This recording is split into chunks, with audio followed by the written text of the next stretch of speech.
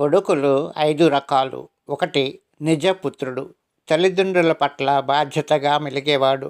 వారి నుండి పొందిన నైతిక జీవన వ్యవహార జ్ఞానంతో జీవిస్తాడు. తల్లిదండ్రుల పరువు ప్రతిష్టలను నిలబెడతాడు.